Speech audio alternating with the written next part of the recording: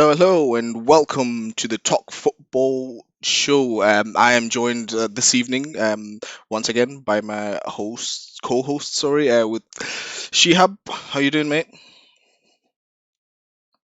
Yeah, all good. Got a few plans coming up this weekend just before the new lockdown rules come in. So yeah, looking forward to that. Cool. And yeah, we won't get into the lockdown rules because yeah, that could potentially add another hour or so to the pod. Nabi, how you doing, mate? Yeah, going okay. Yeah. Yeah, not too bad. Thanks for asking. Actually, I had a week off this week. I've literally just been sort of lounging around, doing nothing. And it continues for several more days. So I'm I'm enjoying it. So this episode, if you were tuned into our last couple of episodes, you will know that we are joined by some very special guests this evening. We've got Mr. Chelsea himself, Calum. How's it going, Calum? Yeah, it's good, thanks. I've been looking forward to getting on and talking Chelsea and the other clubs. Thank you very much. No problem. And Mr. Arsenal and Mr. Hearts, or should I say Mr. Hearts and Arsenal? Should I say, Robbie? How's it going, mate? Thanks for the warm welcome, Tanashi. All good, thanks, all good. I'm surprised to hear that you've not been doing any day trips on your week off. Instead, you've just been playing Warzone. Yeah, pretty much. The day trips are planned a little bit later in the week, but yeah, sort of the first part of the week, I've literally just sort of spent most of my hours returning from the gulag, if I'm pretty honest, and yeah. So just sort of before we sort of get into the meat and bones of the pod today, it will essentially just sort of be mainly a predictions pod where we go around the panel and see what everyone's thinking in terms of finishing positions, including stuff like Player of the Year, Young Player of the Year, Golden Boot, Golden Glove as well, and sort of what we think our surprise team of the season is. But before we sort of get into that, um, starting with you, actually, Nabi, a bit of a left. I just saw some breaking news before we got on, just to see your thoughts on it, if you have any. That there seems to be some progress being made with the Jadon Sancho signing. Got a notification that pretty much came through saying that agent fees and personal terms don't seem to be an issue anymore. You happy with that? Yeah, but still nothing official yet, so nothing to get too excited about. It's all just rumours still at the moment. Yeah, but it's still some progress. Something to sort of start warming your seat about a little bit. Yeah, I do understand what you're saying. Nothing concrete yet, but yeah.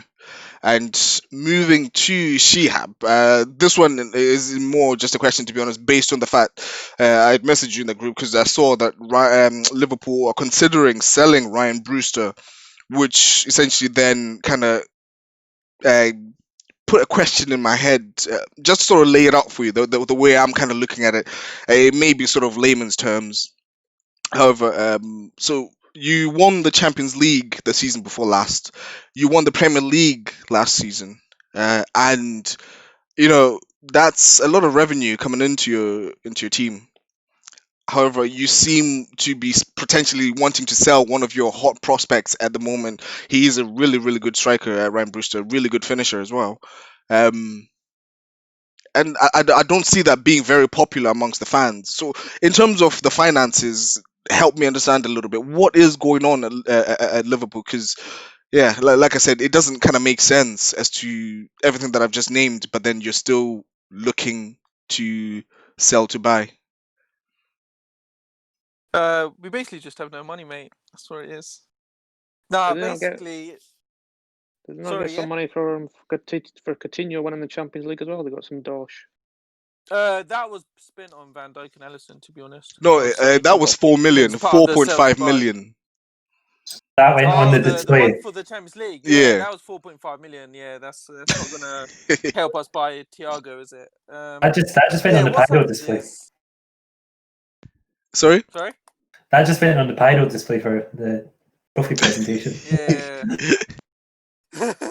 It probably did, actually. That was a lot of money spent on that. But what I would say is, you are right. Like, revenues have increased a lot. We got new deals like Nike deals. We got a watch deal to be our official watch sponsor. We got a deal with Cadbury, as you lot may have seen. which is great. And they got like special So did Cadbury Arsenal, bars mate. coming So out. did Arsenal. So did Arsenal, just to say it. Yeah, no, that's fine. But it's obviously more money coming in. The problem is, as part of being successful, our wages have gone up drastically.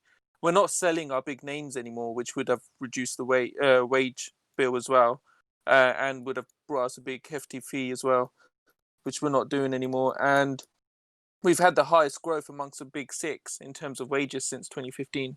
So that shows where we're operating compared to what we were operating at before. Yeah, so it's those sort of things. So our revenue is basically aligned with what our wages have gone up at the same time. And then Do you we've think also it's had... Sorry, yeah? do you think it's kind of to do with the strategy changing as well? Because obviously years ago Liverpool were this team who would sell on their talent, but now they're trying to establish themselves as one of the best teams in the world. Then we're going to have to hold on. So do you think it's a bit of like a sort of switch over between those two strategies? Partly a switchover and partly just the fact that we can hold on now. Previously, players did want to leave to make the next step up, and we were then able to sell them for like a high price. Whereas, like you're saying, if we want to stay at the top, we got to keep the players that are there. So that's what we're doing. So we're rather like at this point in a normal situation 5 years ago, we would probably have sold a Salah or a Mane for 120, 130 million, and then would have used that to buy a couple of players, maybe some youngsters, 23 years old or something, to come in and then build the team from there again. But we're keeping hold of those players, and hence why we've had a Champions League win, and then we've followed that up with a Premier League win and some consistency as well. We've also started building on the stadium and the training complex at Kirby Road. Oh, So those two cost about 90 million. You can't really have your cake and eat it though, because I mean, obviously you want to keep players, but then you need to let players go to make up the funds to bring new It players is in. the balance. I think like a Salah or a Mane could go in a year or so, but we were selling them too soon. We were selling them just before they're hitting their peak, whereas now we're probably selling them once we've got our use out of them, to be fair. So one that's So that got would be the difference that's now. potentially being touted as an out, Genie. How much would you be expecting to get for Genie currently? Because it's Barcelona that seem really interested in. Seems like Ronald Koeman's essentially just getting the whole Dutch team over to Barcelona. So what are your thoughts on, and how much do you think you can get on Genie? I wouldn't accept Barcelona's silly offer of 10 million that they think that they can How old is try he? and get Genie for. He's 29. He's 29. Right. Okay. And he's got a year left, so I understand why they're coming in cheap, especially when they have no money. But So based on the Community Shield performance, I would be taking 10 million. If you Nah, based but on then that, 10 million is a lot for him. To be fair. Barcelona know what he can do after his substitute appearance in the 4-0 miracle that we had. So if any team knows to offer more money, it's Barcelona. No, that's fair. I would take similar to, or maybe just less than Thiago. So I'll take about 20 million, 25 million. That's fair. I was just curious to see your your thoughts on that, because, like I said to me, it didn't make a hell of a lot of sense.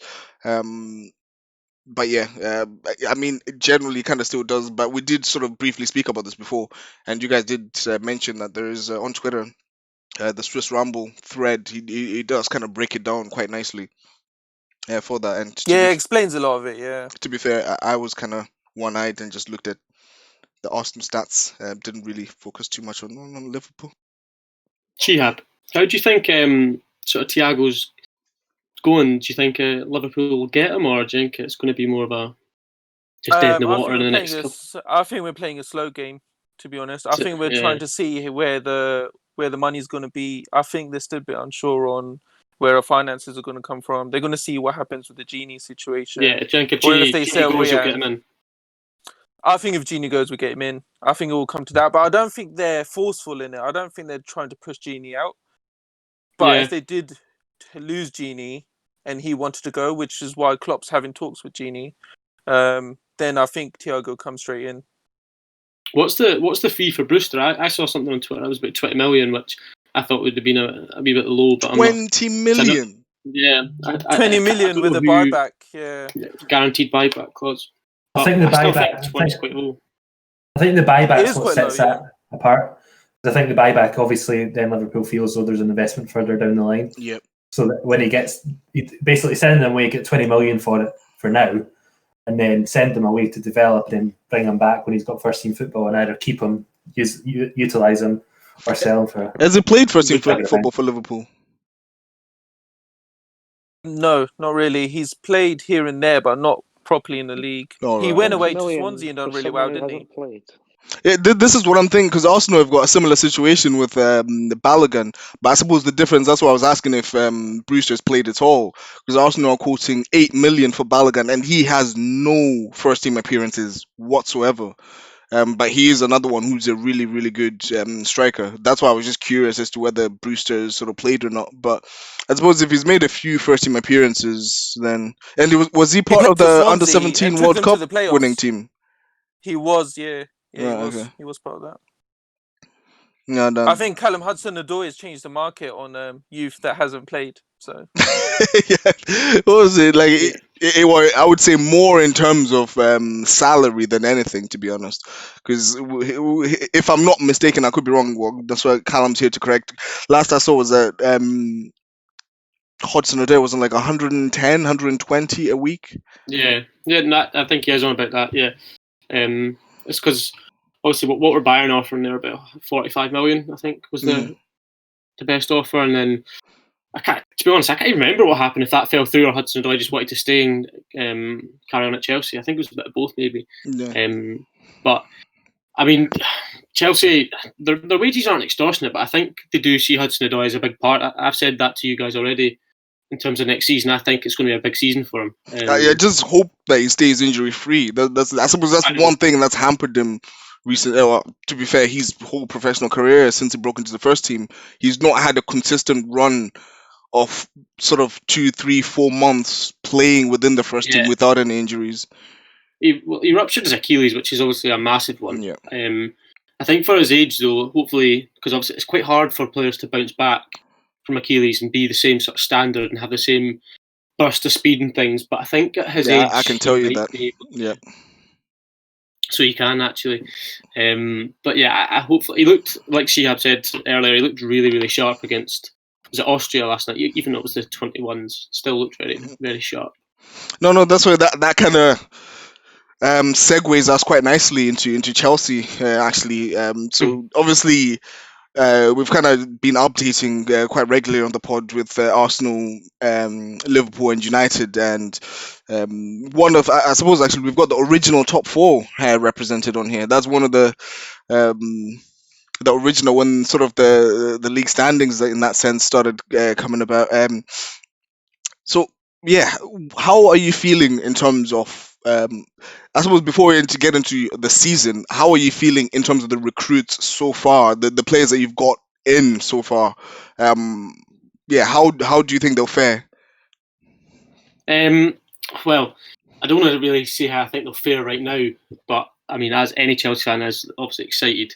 It's like great recruitment, and especially after having a sort of the ban and things like that, not spending, even though people will still say we spent on Kovacic and Pulisic, they were already pre-agreed before those windows where we had the ban. So I don't know. I think every signing is going to be great, and I think the depth that it's added as well, especially to our attack and our midfield, is great. Because I mean, obviously you look at City, best 11 arguably in the Prem, but then also the best second 11.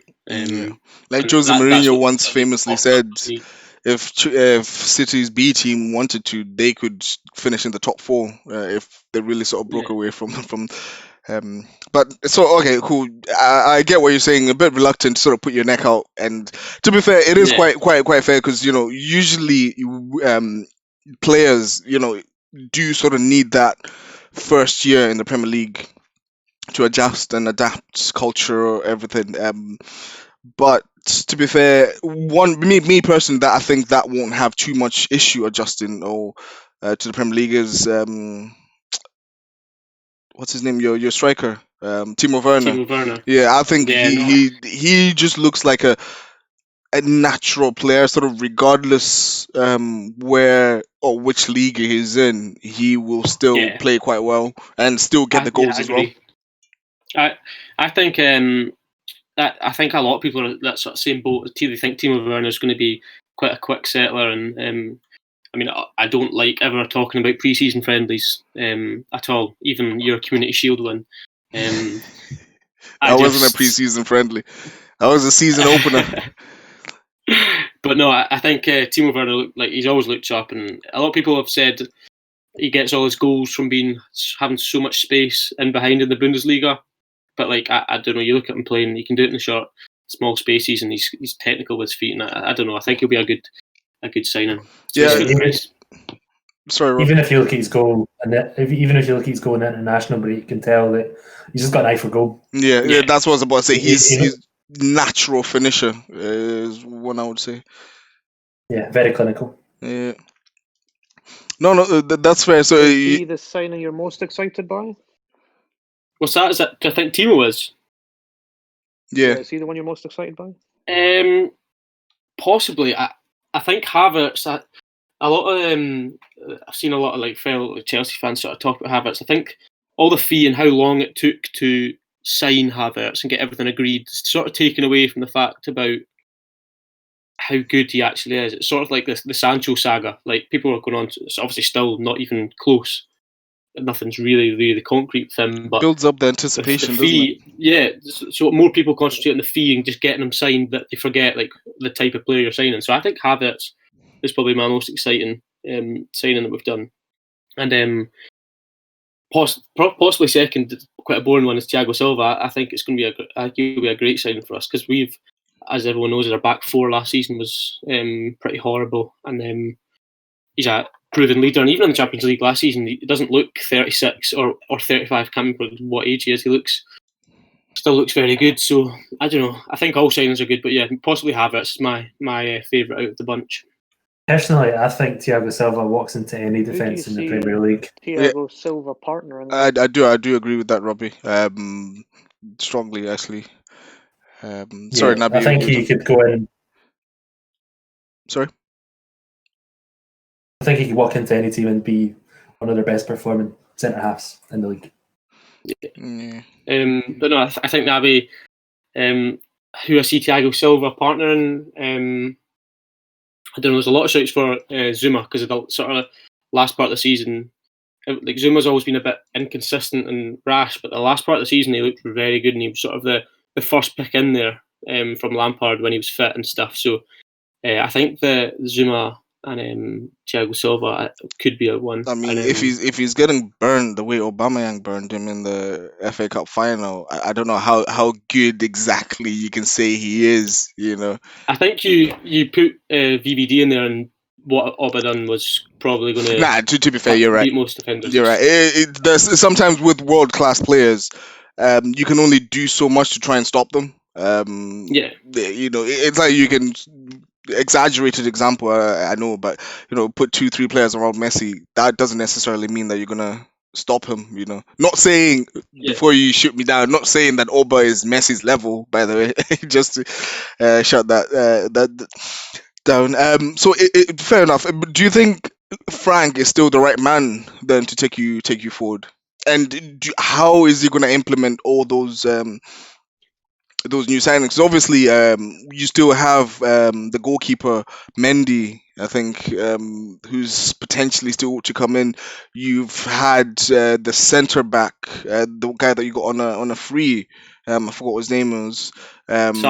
Sar, yeah, and I'm not sure if there's anyone else that you guys are linked with, but yeah, I think for me, one thing that I would say you probably needed to address more than your attack was the defense, because to point out that in the chat, I do get you did finish above us, but you conceded more goals than Arsenal's defense in the league, which is saying something, to be fair, because you're not always going to sort of ride your luck in that sense. Definitely. No, I think everyone knew our defence was the position to, or the part of the team to improve, and I think we've done that. I think Sar, who you mentioned, he's not going to be part of the team next season. I think the plan for him is to go to Bundesliga on season-long loan. Okay. I think we're also looking. I think Mendy's probably going to be complete in the next few days, to be honest. Apparently, it's really close. It's just the fee. I think Rennes want 18, and Chelsea. No, they want 23, sorry, and Chelsea offered 18. So just agreeing that, which isn't going to take too long at those sort of prices. Then they're also looking at Declan Rice, who I'm a big fan of Declan Rice. Some people aren't. I'm a big fan. I'm not a fan of the price it's going to be. Yeah, it's never going to be cheap. 70, 75 million probably, and it's just like, it's kind of a tough one to take. I don't know if we could maybe include players in there in the deal, maybe like a Ross Barkley. I've seen a few of those shouts. I'm not sure. That might be wishful thinking. That is probably wishful thinking. But no, I do think, as you said, the first question, Frank Lampard, is he the right man? I think from what he showed last season, his second season as a manager, just lost Hazard, transfer ban, what he done. I think no one can really have anything wrong to say. Possibly the defence, which they brought in a new defensive coach from Wigan, who gets a lot of good things said about him, and I think he's been working on the defence already, and we'll see. I think having maybe players like, I'm not a big fan of Rudiger. I'm not a huge fan of Jorginho, who's obviously not a defender, but I think as a club, I think if we have someone like Declan Rice as our DM and Kante and Kovacic and a pivot maybe and things like that, I don't know. I think we might be a lot stronger, especially with a better coach to help us along too. So be interesting. Calum, do you think that this season will be different for Frank Lampard, and do you think he'll be able, and the pressure of kind of not being the underdog going into the season anymore, having had this huge investment for these players, do you think that will have any impact on him this season? Before you answer that, I just want to add on to that as well, onto Robbie's question as well. Like the way I'm kind of seeing it, like I get it, you're getting quite a lot of players in, and it's going to take a while to adjust. But if I'm personally, I would say that if Lampard, with the money that he spent so far, isn't finishing top 3 within the next 2 years, that's an issue. Yeah, I do agree. I think people who are sort of saying Frank Lampard needs to do this, and that next season with what he spent, I think that's maybe a bit too far. You look at sort of Ole for United. What did he spend last transfer when he got Maguire and Wan-Bissaka and stuff? Over 200 million. It was more than what Chelsea have spent so far. I mean, I think Chelsea will rise to probably the same or if not more. But no one was shouting at Ole to finish third, win something. So I don't think it's exactly fair to do that. He is a PE teacher, Chelsea, to be fair, so it's really difficult to say, he's a serious head coach. Whereas I think there's more expectation on Lampard. I think in the next, I would love Chelsea to finish third next season at minimum, but I do agree if the following season we're not third, I think questions are, or even if we haven't maybe won a cheeky FA Cup or something like that, I think people are going to, because we'll probably spend again in next summer as well. Not quite the same, I don't think, but we won't not spend anyway. So I think, top 3 in the next two seasons has got to sort of be the minimum, I reckon. Okay, and last one I wanted to ask on this is, what about your outgoings? We've spoken a lot of, you briefly mentioned Ross Barkley there. Are there any sort of outgoings that you can concretely say that these are definitely rumored to be out, or ones that you would definitely like to see the back of? I would assume Rudiger, but the fact that you mentioned that you're not a big fan. Yeah, no, well, Ross Barkley, that was just a sort of a shout, like, because I think Moyes just said that he quite likes Barkley. But all right. So I think if you were to put money down in Barkley, you maybe could get a deal there. But no, I think Tomori on loan to Everton, that's pretty much done. I'm not too sure if it's went any further than sort of just final stuff or that. But I think that'd be quite good for Tomori, because he looked very good when he was partnered with Kurt Zouma. He looked great. So maybe more minutes would help him. One of the younger boys, Conor Gallagher, is meant to be going on loan to another Prem team. Rumoured West Brom or somewhere else, Leeds maybe, I can't remember.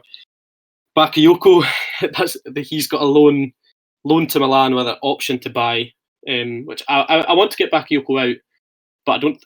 There's quite a lot of talk about that because he's got a year left, and I'm pretty sure once he's finished his loan, he can almost near enough go for free or the price. So Chelsea want an obligation, but I don't think Milan are going to do that, which is fair enough. Ampadu obviously went to Sheffield United just recently. And also to mention Willian to Arsenal. Forgot that one as well. I'm not too interested in that. Do you know what I mean? I want to talk about getting some good players out. Nah, He wasn't I on like your Willian, best player last season, statistically speaking, anyway. No, Or one-off, then, should I I don't say? think he was. He was one of our good players. I'm pretty sure he scored like 4 open play goals or something like that. He was good, and he helped us because his work rate and stuff. That he's an absolute machine. I don't know how he does it. What age is he? 30, 31? 30 Nah, I think something? he's about 32 now, And yeah. he's fit as a 33. fiddle. Rarely gets Yeah, injured. he's or 32, I anything. think. Yeah. So yeah, I think I would have liked to have seen Willian play with somebody like Timo Werner up front. So I think that would have improved his game a lot. But obviously, probably not now. But obviously, he was looking for a bit more than Chelsea were willing to offer in terms of the length of the contract. But interesting to see how he pairs up and how Arteta actually plays him. But it's not. Yeah, because I think he'll do well. with Arteta, he did mention that he's quite versatile. I think it could potentially be used as a 10, or off the right. I can't see him coming off the left because then that would mean you're benching Oba. I don't see how anyone in their right mind can bench Oba. But anyway, so I mean, imagine Willian. Sorry. No, nothing's fine. No, are you sure? Cool. I was just gonna final one. I can't remember if we discussed this. Apologies if we already have. Nabi, I just wanted to ask you before we start getting into the predictions. I saw United finalized the Van de Beek deal. My Donny, and what position? The way I'm kind of looking at it is, like I was mentioning to Calum earlier, is similar to Ziyech and Kai Havertz, but I'm assuming Lampard will probably have a plan for them. They play a similar position, as in Fernandes and Donny van de Beek. So how do you think Ole is going to implement him into the team?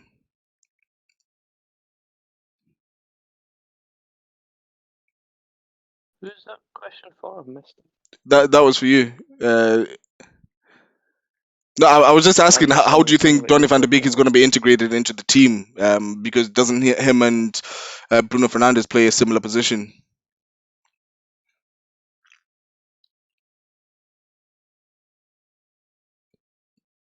I don't think he won't be put into the first team. He'll probably spending a bit of time on the bench and then some cup games. That's how he'll get integrated. He'll just rotate between them.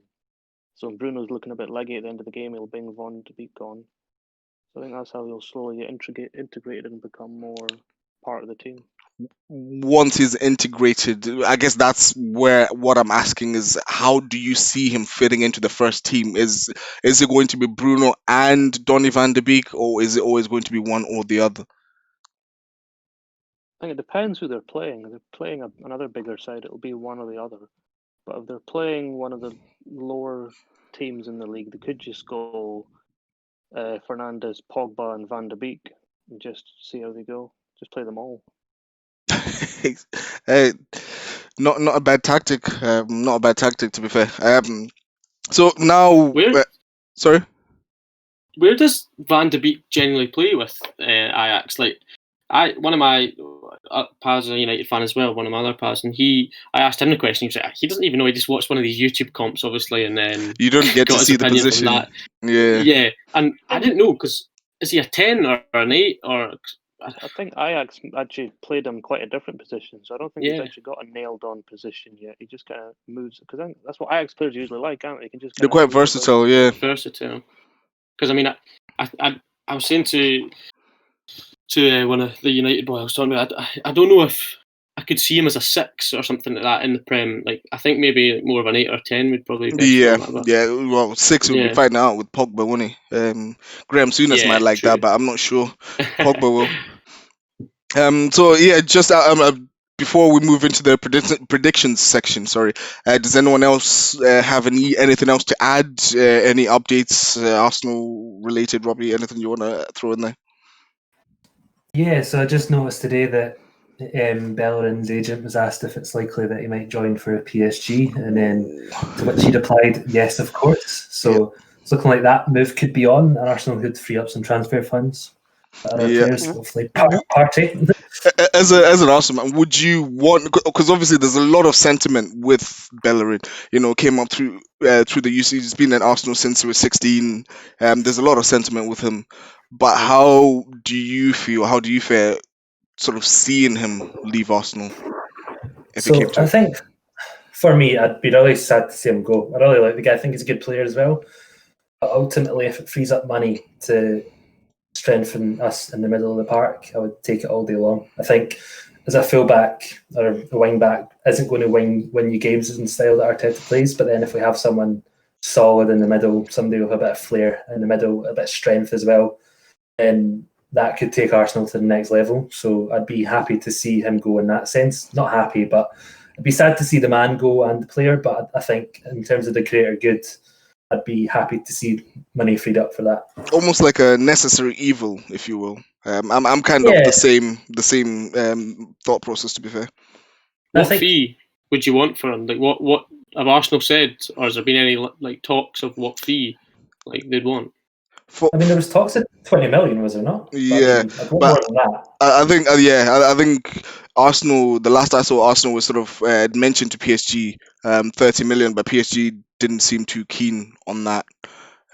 Which I'm not sure, to be honest, because this guy's experienced Champions League, Europa League, Cup finals, and he's still 25 and 3 years left to go on his contract. So, like what Robbie just said there, I would want more than 20 million for Bellerin. That's for damn sure. Because Who would you want then? And would you want Partey, or because there's been a lot of talks with Uar or whatever? How I don't know how you say his name. Uar from Lyon, yeah, because he's a quality player. Well, there was news today that Arsenal haven't made any contact with Lyon after the Guendouzi plus cash deal. So it's almost like they're kind of put off it. But I mean, I'm not sure if that's just we're going to wait to see how Bellerin goes, how the party negotiations go, because obviously I think Arsenal are trying to play a bit hardball here and hopefully try and get a wee bit under the release clause, but I don't think that's going to be the case. Yeah, I've seen Atletico Arnold, and what's the price for Is he not 54 million as well? They want, and they've said pretty much set in stone that that's what they need or they won't sell. So both are in the same price and stuff. I honestly don't think for the rest of this window there's going to be a lot of negotiation away from asking price. Just given the financial difficulties of COVID, I think a lot of teams are only going to be willing to let go of some of these players, like Bayern with Thiago, for example. Yeah. Can't relate with having issues of clubs spending the money, to be honest. like we were saying earlier, he should be investigated for breach of FFP. Not that anyone actually adheres to that, to be fair, apart from Arsenal. Arsenal is the only club I think that adheres to FFP. So are you sure about that? I think now, swiftly moving on into the predictions. We're gonna kick off with you, Shabs. You've been quiet there for a while. The way we'll do it, just start off with I guess the smaller ones, and then I say the smaller ones, the less juicy ones, should I say, and then we end up with the top 6 predictions. We'll do that last. But to start off with, who's your do this quick fire? Who's going to be your player of the year and young player of the year, and why? Player of the year is Sadio Mane. I feel like, well, I don't want to give my top 6 predictions, but part of it is obviously Liverpool are going to win the league, and I feel like he'll be key to that.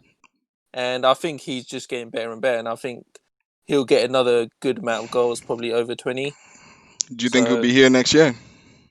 Mane's head's in Barcelona. Yeah. His head's not in Barcelona. No, you don't want it to be in Barcelona, but his head is turned. Is physically in Melwood right now. He is now. turned. His head is turned. I'm telling you. No, heads don't get turned to go Barcelona these days. Not when you're leaving Liverpool. So I think he'll be player of the year. My young player of the year, I wasn't too sure about this one, but based on game time, if they do get the right game time, I think it could be either a Greenwood or a Foden. You have to pick one. With Silva gone, David Silva gone, I think Phil Foden will come into the team a lot more. And he looks a real talent. So I think he could impress this season. And Greenwood is obviously both-footed, had a great end to the season. I think just the only problem with Greenwood is if Sancho comes in, I think that he would take the right-hand side, which means Greenwood will play less of a part of the season. He can play Then central though, he can't could he, have. Naby He Greenwood? can, but is he gonna strip Martial of the central spot? I don't know. That's more a question for Naby. Well, yeah, I know. Well, another part is Greenwood only played half the season and still got quite a lot of goals anyway. Yeah. Yeah, but I feel like a young player of the year is not going to win it doing the same as he did last season. I think he would have to have a good full season, to be honest, to win a young player of the year. But yeah, I think it comes down to the Sancho deal. I think if that doesn't happen and Greenwood gets a lot of game time, I think he could be a big shout. Fair. No, that's fair. Completely different with what I've got down. Naby, hit me. What's your top, your player of the year and young player of the year? Well, I've actually gone. Well, who did you actually pick for young player of the year, Shihab? We'll just go Foden or Greenwood. Greenwood? No, you have to pick one. It can't be all. You have to pick one. Foden. Let's go Foden. He's gone Foden.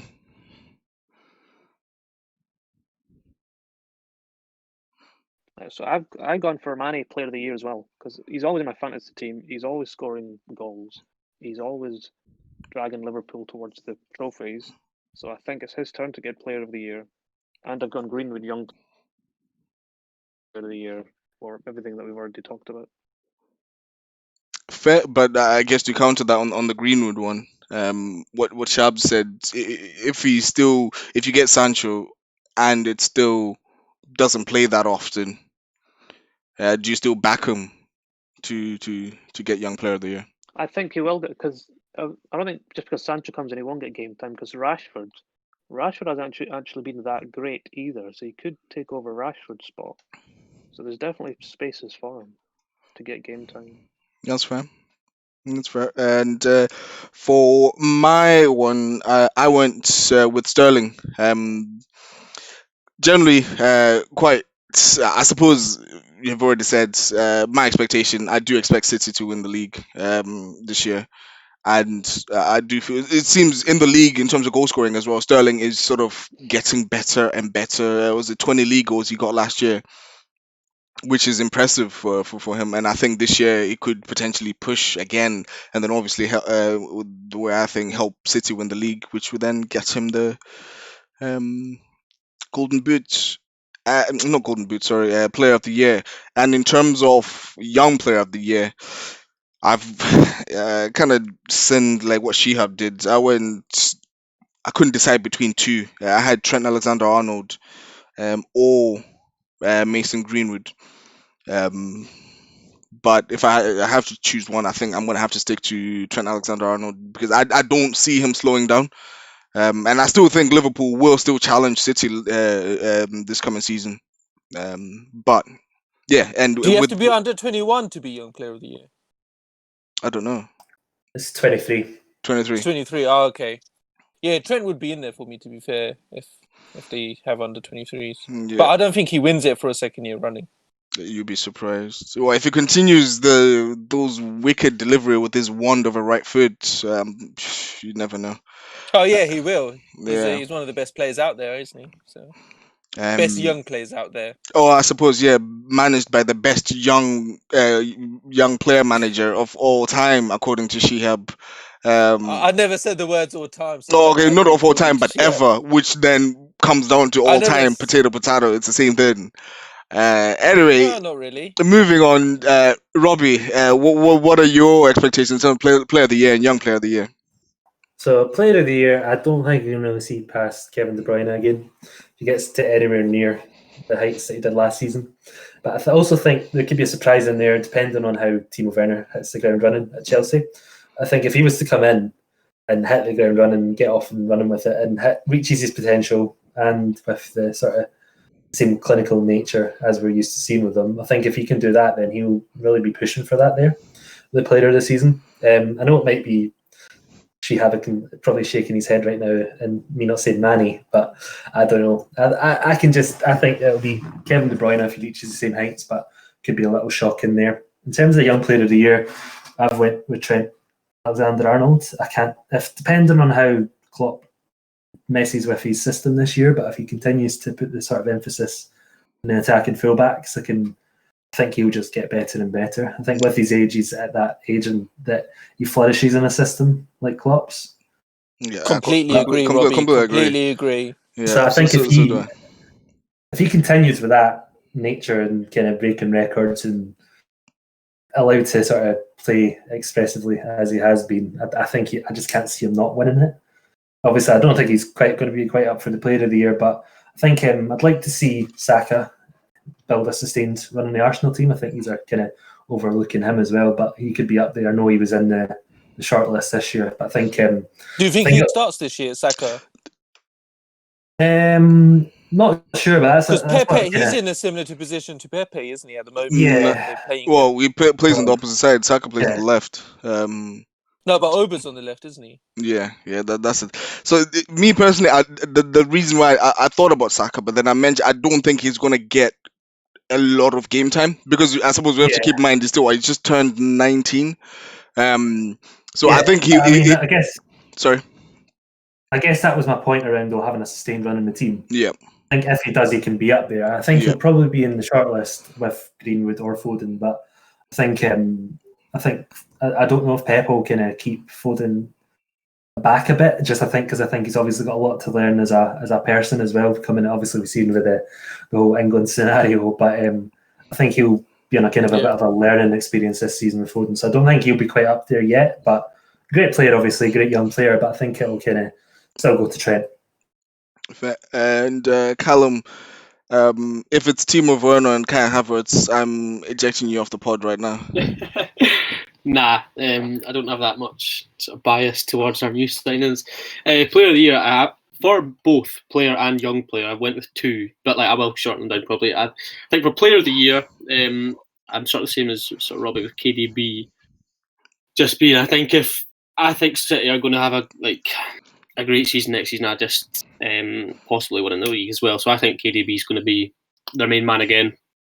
And their other one, I've actually went for Sterling as well. I just think I've went full City for this one. I'm not sort of being any different.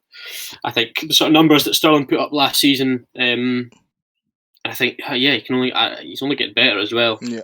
So it's a tough one. I've never actually sort of loved to rate Sterling as much as some people.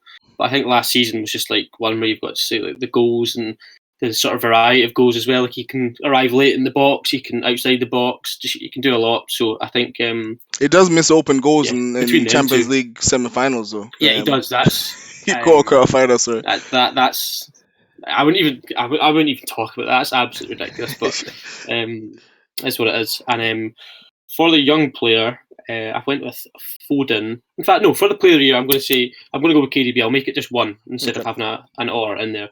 Young Player of the Year, I went with Foden or Pulisic. And I know you might roll your eyes at Pulisic because I'm a Chelsea fan, but I just think with an injury-free run, which is going to be hard for him, that's the biggest point because he has got quite a bad injury record. I think it's minutes every week and injury-free, I reckon he could do a lot. Probably just depend on how Chelsea do as well. Because you don't want to say that, but that is the way sort of Player of the Year, Team of the Years work. If your team doesn't do well, but the player was phenomenal, he's not going to win anything, is he? So I don't know, Pulisic or Foden. I do kind of feel like I slept on him a little bit actually, because for me, even with your new signings up front, I still think Pulisic will outshine them all. But like you said, it all comes down to his injuries, because he's an incredible dribbler of the football. I'm not going to lie to you. It's his injuries, that's the issue, I think. Look at his assist, when you talked about dribbling, his assist against Liverpool into Tammy. Tammy just came on, he just tapped it in and out of each players. And we all know what he can do, but it's just sort of having that sustained... Pardon? What's that? I don't remember it, mate. I just don't remember it. Are you being sarcastic here, or do you not remember it? I can put it... Do you want me to put it up on the screen? I can refresh your memory if you want. He did a good one against Arsenal, didn't he, in the FA Cup final? Yeah, that was a great goal actually as well. For me, if I was honest, being honest, that was the one player, I don't know if I said it in the group chat, but that I was sort of afraid of for Chelsea, even going into this season. Yeah, I would agree. It will be it's going to be difficult to try and sort of tie him down in terms of stopping him. It's keeping him fit. Yeah. Apparently he's fit for Brighton because obviously, remember he done his hamstring against Arsenal. Still Yeah. did well, done his hamstring and still got the shot away as well. I was Yeah, like, man, definitely. yeah, committed So to the cause. apparently fit and up for a selection, but I just don't think he will be if he's not been training. And there was rumours of him and a few of the other boys catching or COVID, or maybe not catching it, but they were in quarantine with sort of symptoms. A few of them, maybe, I'm not sure. They weren't in any training photos, nothing for quite a while. So I don't know. I think Pulisic could have a great season if he stays fit, but that's the hard point about keeping him fit. Yeah. Okie doke. Who do you And see being in Chelsea's top three? Well, I don't know. I think Chelsea will play a bit of a 4-3-3 or a 4-2-3-1, depending on the team we're playing against. But I think Giroud will. A lot of people are forgetting that. I think Giroud will have quite a big part to play this season as well. And I honestly don't know who we're gonna start up front. A lot of people say they'd love to see Pulisic on the left, Werner up front, and Ziyech on the right. But I just don't know how that would all. I don't know. It's hard because not seeing them play all together enough or anything like that to sort of see where each player sort of does better. So it's tough. It is tough because I suppose Havertz can play up front and on the as right a and fan, stuff. you would want to see them all sort of playing like all your new Totally. signings, but I suppose Frank has to look at it without the emotion and realize what's best for Yeah. the team. It's. I'd love to see it, but it's kind of hard. It's Frank's problem, and it's a good problem to have as well. That's the best way to look at it. It's not like we're struggling because if, for example, Pulisic doesn't get picked, we could put Calum Hudson-Odoi out in the left wing, and I mean, I know you guys don't sort of rate him as highly as me, obviously, but I still think he's a great player and it will be a big season. And then Werner can play on the left as well, and lots of options. So I wouldn't nail down a front three for us. It's kind of too hard to do, especially at this moment. Front three, Yeah, essentially. definitely. I'd like Lampard to find a style though and kind of stick to it and almost try and gel that This in. is one thing I was going to say as well that I have, I guess, in terms of because we don't really know what his style is, I guess. No, I think with our new signings though, I think we've got players in each position to sort of nail down a style, but definitely also the players to change their style and adapt it. So it's going to be an interesting season. I'm really looking forward to it anyway. It'll be good. What about Loftus-Cheek? Do you see him playing a part? I do. I just don't know how big a part because I think he's 24 now. So it's a weird one. Injuries have ruined him, hasn't he? They have. It's been ruined his career. Everyone knows like the talent he had, but then he said in an interview something about his back being such a big problem because he grew rapidly. He's a big guy. He had back problems all his career, and then obviously he done his Achilles as well, and that was the worst one because that was in a friendly, like a sponsored friendly in America on an awful pitch. I remember that before the Europa League final. Yeah, I remember that. Yeah, I remember that. And he's He obviously just can't older. get a run of games, can he? That's the problem. No. He gets injured. But when he plays, he's brilliant. He's such a unique style of player. So tall, strong, physical, but like fast and good with his feet. Reminds me a bit of like a Yaya Toure type style. Obviously not as good, but like that sort of player. Like so technical on the ball, but fast and strong, and it's good. But I honestly, it's one of those questions I'd love to answer. Who plays where each position each week, and that, but I actually can't. So much options. Like Mason Mount, he's going to have to be in there. Frank's loved him. Yeah, he's a great player, to be fair. You missed his pack, to be fair. We've got Kante, Billy Gilmore coming back. Kante, Billy Gilmore, Jorginho, Kovacic. It's a headache. I think Jorginho's possibly looking to leave because I don't think Frank quite likes him a lot, and his agents sort of said they're open to offers from other clubs, and Roma have apparently been linked, and so it might not happen this season, but I think Jorginho will be away. So sad to see him go. He could be a player, but doesn't quite suit Frank's style, I don't think. So, quick fire answers on this one. I doubt we'll have much knowledge being. To be fair, I won't have much. I'm not like a goalkeeping guru, but in terms of you guys, starting with left to right, Naby, who for you gets the Golden Glove? If Romero gets his move to a club and is number one, he's nailed on Golden Glove. I think Oh we're my all in agreement. goodness. That's fine. We don't need to talk about it anymore. If he doesn't get his move, I'm going Allison. I think I don't know if I don't think he's had it yet, and I think it will be something he wants. He has had it. Has he? He won the Golden Glove in his first year, and then won the Golden Glove in the Copa America as well. No, I changed my mind. We're talking the Premier League, Shihab. No, I just said he won both in the same year. Yeah, but I'm just saying we're talking the Premier League. We don't care about the Copa America. I'm just adding an extra. Like he won a lot of Golden Gloves in the one season. Okay, remember all the stats are Premier League related. Okay, not what they're doing for their country. So okay, and Shabs, sorry, not Shabs, Calum, who's your Golden Glove winner?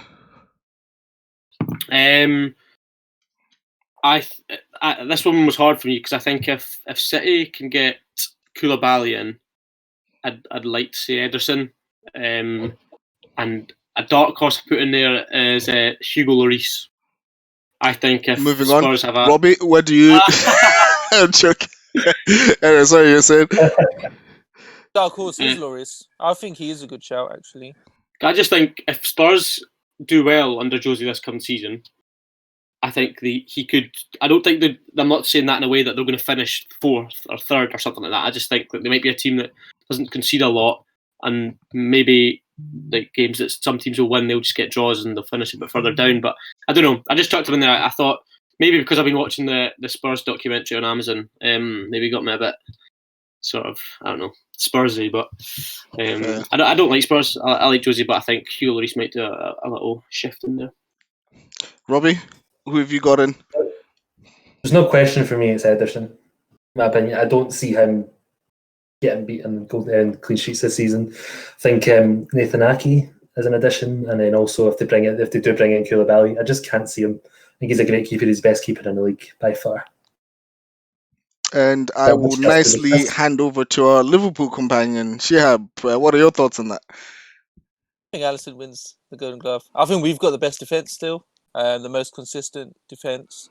Alisson didn't actually play all the games because I think Pope won it just off Ederson. Or was it Ederson that won it? And Pope Ederson won it in the end. In second. Yeah, so Ederson won it, but Alisson missed a lot of games and still came pretty close to them, which shows how good and how many clean sheets he keeps. So if he just has a full season, I think Alisson's nailed on to win it. Yeah, but it will come down to City getting Koulibaly. I have to agree with that. Kind of stuff. I've got Becker as well. For me, I get it. It comes down to the current defense that he has in front of him at the moment. He does have, like you said, one of the best defenses in the league, if not the best defense in the league currently. And I think he's a better keeper than Ederson, personally. Robbie? Ederson's the best keeper in the league. I think Ederson's loved for his distribution. I think that takes away from some of the errors he can make. No, to be fair, all goalkeepers with the way that goalkeepers play now, all goalkeepers make mistakes. And don't forget who's Brazil's number one as well. Personally, I think Kepa's better than everyone. Said no Chelsea fan ever. Brings Kepa into the conversation. Said no one ever. Is he moving to the Championship? Like, is that what it is? Don't forget, we've got carriers back in our team, so watch out. Wow.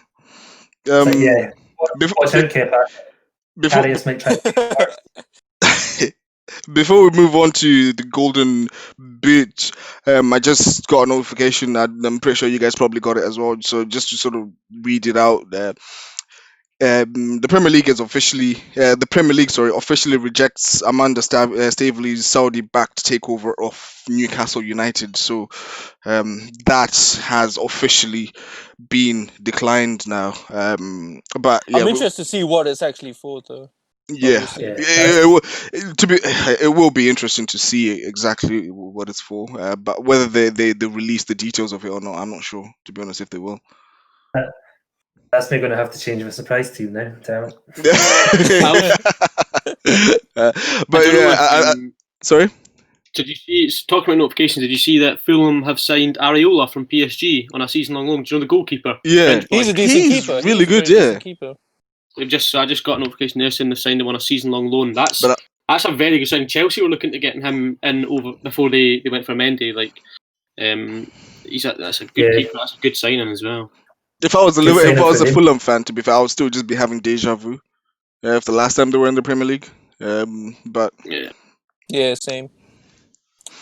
anyway, now moving on to the Golden Boots, I'll kick off. To be fair, the resident contender since he's arrived in the league for the Golden Boot, won it 1 other 2 years. Mr. Pierre-Emerick Aubameyang for me. For me, if Arsenal improve their midfield this summer, which I have a feeling they will do, I don't think they'll be able to get both Awar and Thomas Partey, but I think they'll be able to get one or the other. Preferably for me, Partey. I think that will definitely improve the assists Aubameyang will get from midfield. I genuinely think that will add more to his goals as well. Even though he has been outperforming his XG, because I think last year his XG expected goals was like 14 or something like that. And obviously he got 22 this year, so he's massively outperforming and has done for the last 2 years. So I don't see him doing it forever, but yeah, this coming season, I think if Arsenal improves the midfield, he will definitely get more goals. What about you, Shabs? It's going to be Mane again, isn't it? Actually going for Timo Werner. Ooh. I think he would. The reason behind it is Chelsea made a lot of chances, and Tammy Abraham did have a good run, and so did Giroud in moments, but they're not as well. Giroud is clinical, but I don't think Tammy Abraham's been as clinical as someone like Werner will be. So Giroud is even if he clinical just gets the across the same amount of front post. chances, Like no one beats Who? Giroud in terms of his runs across the front post. He is Oh, yeah. amazing at that. But he obviously won't get. He'll never get the game time to Yeah. get the gun. But in terms of chances, even if Chelsea performed to the same level as last season, I think with those chances, Timo Werner can get the golden boot there. But looking at the players they've signed this season, I think he'll make even more chances, and I think he'll play the striker role. I know they'll have a fluid front three, but I think he'll play the striker role. So I think he'll bag a lot of goals. Which is fair. It's fair. And Robbie? I think for me, it's actually a mixture of you two guys, but I think Aubameyang is still going to be up there this season. I think obviously he's consistent. He's been consistent since he came scoring goals. That's what he does. It's in his nature. But I do think a bit like Shihab, but I think, and again, a bit like I mentioned in my Player of the Year prediction, I think that if he hits the ground running, then Timo Werner could really be up there. Obviously, he's got that potential to hit the heights and be the best striker in the league, in my opinion. I think he's very clinical, but I don't want to put the pressure on him because I think people underestimate how difficult it is to come into the Premier League, especially adapting from other leagues in Europe. I think he's got potential to be up there, but I still think Aubameyang could clinch it. Again, it's just depending on how Werner settles in. I know you guys think he'll settle in pretty quickly, but it's tough. I think he'll definitely be up there with him, probably win it next season. Yeah, This season, but I think it's a good. I do agree. Because A good split between the two. Yeah, as we did mention earlier on, like you're saying, I personally I do think he's gonna light the Premier League up, but as to whether he takes the full year to adjust or not, that's up. Yeah, we'll see. I guess as the season goes. Calum, who have you got as your Golden Boot winner? I would love to sort of come out with a different opinion to you guys, just to spice it up a bit. But I was thinking, I thought about it before, and I thought Aguero, but then I don't know how big a part Aguero's going to play in Man City's team due to injuries, and then just Pep. Everyone knows Pep loves to rotate his teams week in, week out. So I sort of left him off on that. To exact same as sort of Robbie, I think Aubameyang, and what you said about the strengthening your midfield, definitely agree. I think if you have a stronger, your defence is improved, midfield next, and your attack's been good. Do you know what I mean? Maybe even, I don't know if Laka goes, could even get better as well if you bring in someone else. But Odsonne-Edouard. Aubameyang definitely got to be up there. Yeah, I mean, I'd love to see him in the Prem, see how he does. Great all round player. Yeah, and personally, then I think so. Other option was Werner as well. I think what Shihab said about Chelsea creating chances. I think we were third from open play or even we were second in one of them about chances created or something like that. We created a lot of chances, and Sam Abraham, first season in the Prem, got 15 goals, no pens, nothing, and he missed a lot of chances. He missed a lot of big chances, and I think if you sort of have Werner up there as your main man up front, and we create the same, if not more, chances, I think if he starts well, you could have a good shout in Timo Werner as well. Be quite interesting. I do agree with the points you're making there. Nabi, who have you gotten as your? I've gone for Mane in line with my player of the year because I think he has to score the most to get player of the year. But as an alternative, I'm going to say Richarlison.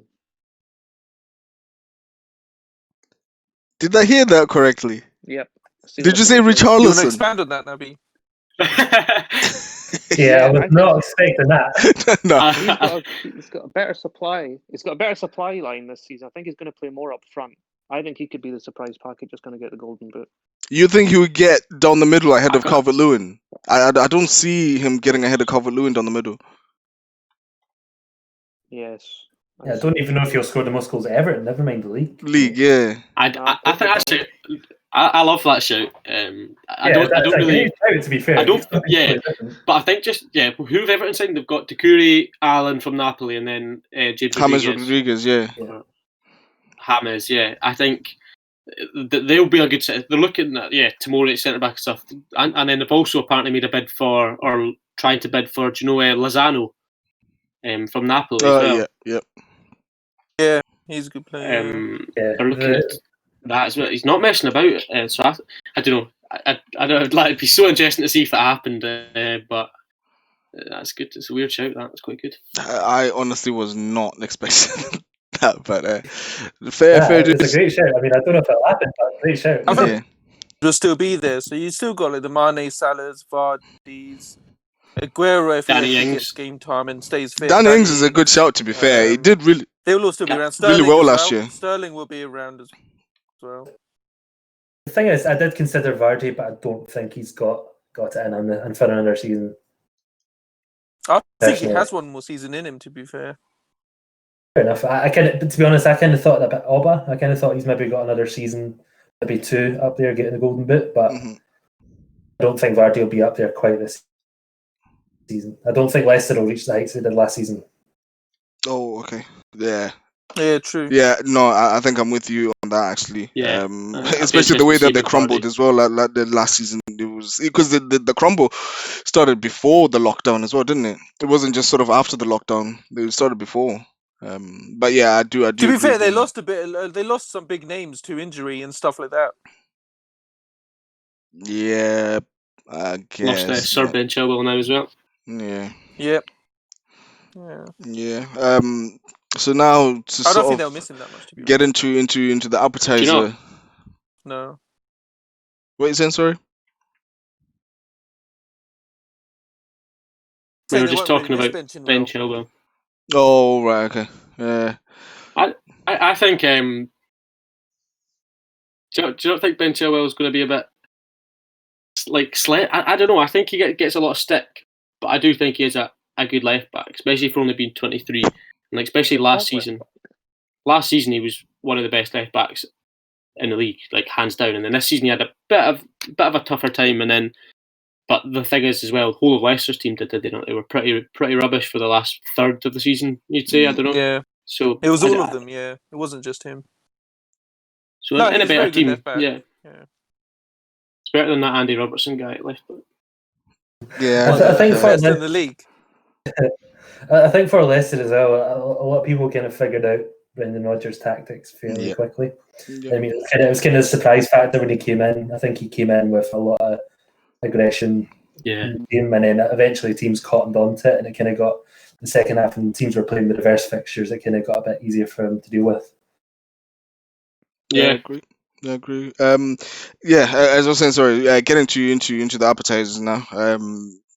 So we're moving on to the bottom 3. To see what you guys have. So just starting in the reverse order. Adam, what is your bottom 3 and why? Well, one team that I did have it initially because I think they're going to be in danger if they don't make more signings is Palace. But Mhm. I don't have them in at the moment. At the moment, I've gone for West Ham, Fulham, and Brighton. Because I don't think West Ham have made any big improvements, and I'm not a fan of Moyes. I think I wonder will why. struggle. I don't think he'll last all season. Oh, you don't think you'll last the He's not season? Chosen done very one, don't well since forget. leaving Everton. No, I don't think he'll last the season. No. Fair. I agree with that actually.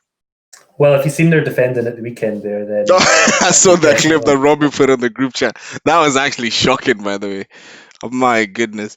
So Yeah. moving on to Calum, who have you got as your Premier League slackers, bottom 3? So I went with Fulham. I don't know why I went with them. I can't see them coming and staying up. I didn't watch much of them last season, so it's maybe an unfair sort of judgment, but I don't know. And I've also went with West Brom as for another team that's been promoted. And then the last pick I went with, I've got 2 teams here. I've still not really sort of decided. I've sort of went with Burnley or West Ham. You have to pick I one. think if West Ham lose Declan Rice as well. Pardon? I'm saying you have to pick one. Right. I'm going to go with the hope that Chelsea sign sign Declan Rice and West Ham go down. Fair, that's his 3. And Robbie? So my 3, I've went with West Brom, Villa, and Brighton. In terms of West Brom, I don't think they ended the season last season very convincingly. Obviously, Brentford looked like they were going to catch them at one point. Brentford were kind of unlucky in the playoffs not to come up, but I think Brentford were the better team than West Brom last season. I think as well the players they've brought in. So they brought in a boy from Wigan called Kipre, and he came from Motherwell at one point. And well, he was a good player in Scotland. I don't think that's the type of player you want to be signing if you're going to try and make your mark in the Premier League. Premier League, yeah.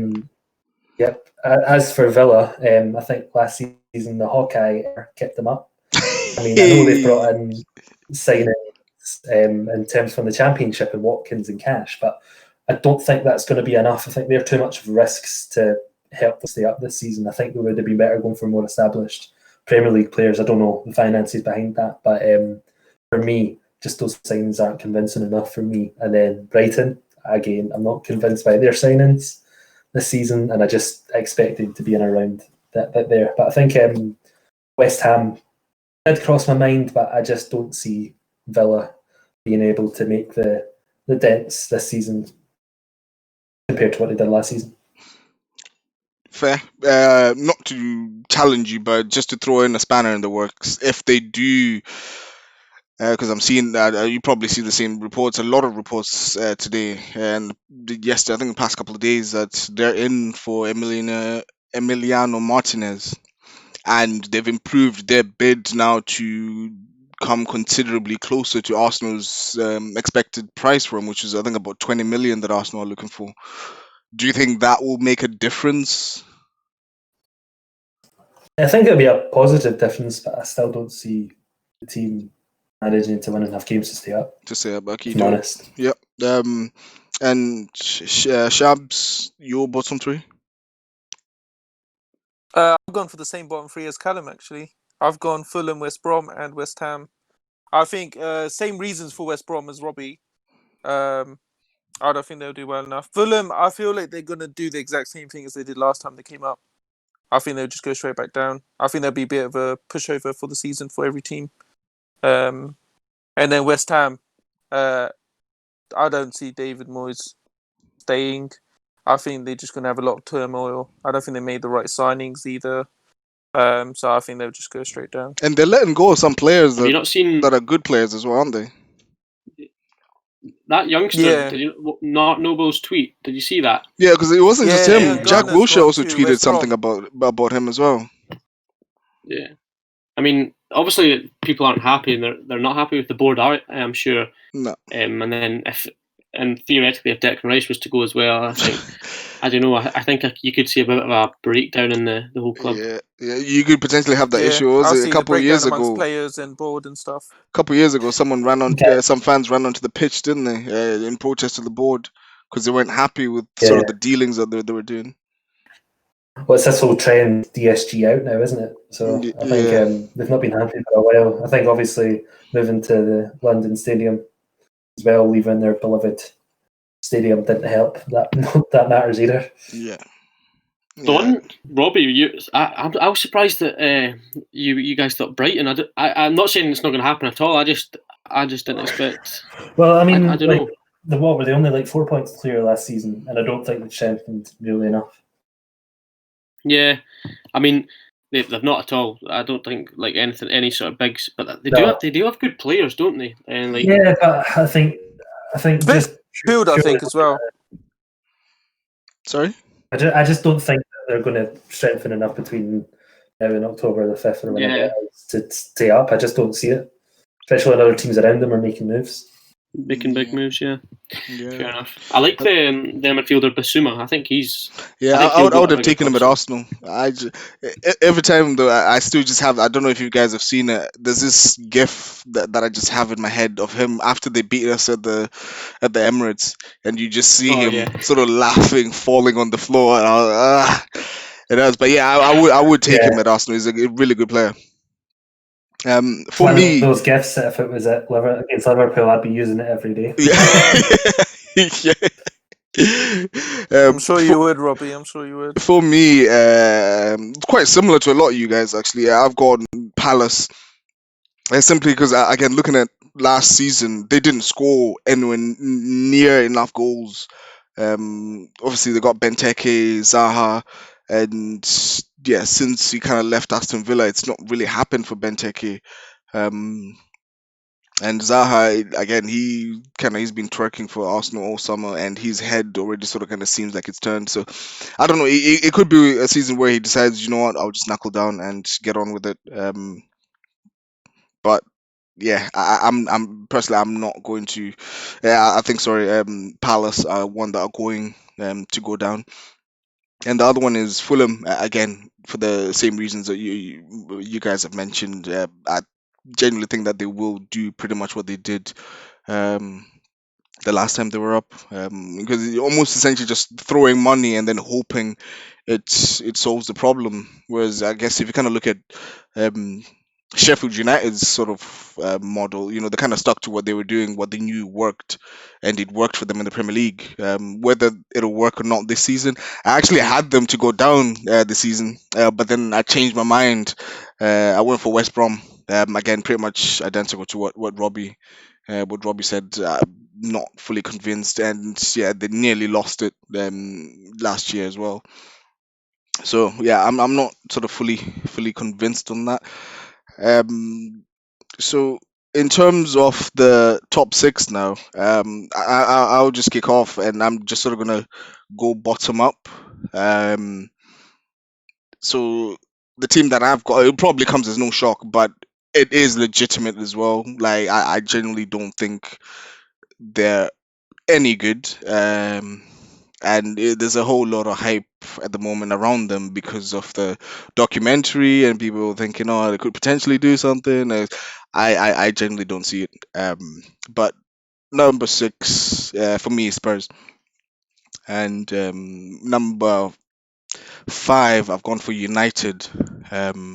Again, I potentially signing Sancho could change that, but I think it would still sort of take a little bit of time for the PE teacher to fully sort of integrate the new players in. And yeah, I'm still not convinced by United. They do have good games here and there, but I'm still not convinced fully by Ole. And then at number four, I went with Chelsea. I think Chelsea will do well, especially with the new signings that they've gone in. That they've gotten. I think they will cause quite a bit of. So you think Lampard will fail? Is that what you're saying? How's that feeling? But you said earlier that Chelsea should finish top 3. Like that should Within be their within the expectation. 2 seasons, he said. seasons. I said within 2 seasons. I think this season they should finish top 3. I think that should be the expectation. I understand the sentiment, and I understand, but I suppose for me, the way I'm looking at it, if I look at Pepe, right, that's one player. It took him for us to start seeing his best performances. Arguably, the game against Chelsea in the FA Cup was one of his best performances in an Arsenal shirt, and that's a whole season and then some Yeah. before you really start seeing him performing well. So if you're now looking The at, thing is, sorry. it's not ultimate team. You know what I mean? You can't just chuck a bunch of good players together and hope And then that say they it's going to win the work. Yeah, league. I think exactly. The way, I mean, because you've got No, but I Havertz. think they bought the and- right players, to be honest. I think they bought the right fit. And I think You they've may got have bought enough them, but the players in there still to then finish need third. to settle as people as well. You know, because you may come to and the team works well, but if you've not settled in London, if you're struggling to settle for whatever reason, you know, we do need to remember these people are human. At the end of the day, if they struggle to settle for whatever reason, that's. I think they all need to settle straight away to get top 3, though. But I still think the think that midfield I still think that can they survive will without them need the settling. full year. That's why I gave the 2-year period. That, you know, full year, fully integrated, settled in. Okay, second year for me, then there's no excuses. There's no, oh, we can't, or there's this, there's that. There's no excuses for me second year. With that kind of expenditure, and I suppose it's kind of fair with the point that Calum made as well. That, you know, with United, all they spent over 200 million last year, and there's seemingly still no pressure being put on him for some reason. But with Lampard now, he's made the signings, and everyone's sort of saying, "Oh, he has to do this, he has to do that." But I suppose that is a lot to do with the type of players that Chelsea have signed compared to the type of players that United signed. But yeah, Chelsea, I do think they will get top 4. But they will just be outperformed by Arsenal, who catch the top 3, and Arteta will really start to sort of solidify himself as a top manager in the Premier League, the third best manager in the Premier League behind obviously. I've gone Liverpool and then City. Like I said earlier, I genuinely think City will win the league. I don't see the main reason for me, actually, sorry, I'm not seeing Liverpool making any movements. Yeah, you have a really good team, but I think also last year you were quite fortunate in the sense that you didn't really have any injuries in terms of your first team. Whereas this year, City have strengthened, and especially the one place where they were leaking a lot of goals was defense. They've strengthened in defense, and they could potentially strengthen with getting arguably one of the top 5 centre backs in the world currently in Koulibaly. So to then, yeah, if Liverpool don't strengthen, I don't see how they can surpass City.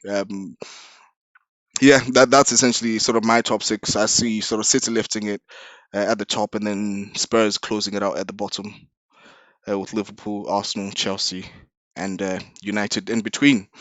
So Shabs, let's hear you. What say you? So we go bottom up, yeah. My 6 positions goes to Arsenal.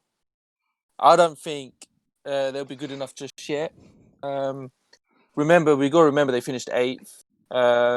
We also have to they made remember some that they defensive had signings, 3 but managers in that one season that finished 8th. It's not like Yeah, it was that's just fine, but fully they Arteta. made it. Yeah, hear me out. I don't need to get defensive just yet. Good signings, but we're expecting some decent young players to have to hit the ground running. And like you said, with the Chelsea signings, it doesn't always happen, and you can't always expect it to happen.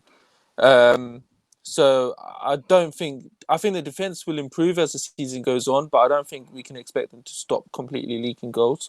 Well, I will correct I you on that. also would like to see I'll a lot correct of you. the Sorry, talk being on us. just to correct you on that. Since Arteta has come Yeah. in, we have stopped leaking goals. So we're no longer leaking goals to the point where we even limited Not you to leaking 1 goals in goal, the same way, and but still. we limited City to 0 goals, and also in the Community So Shield this will go on limited to you my to. next point.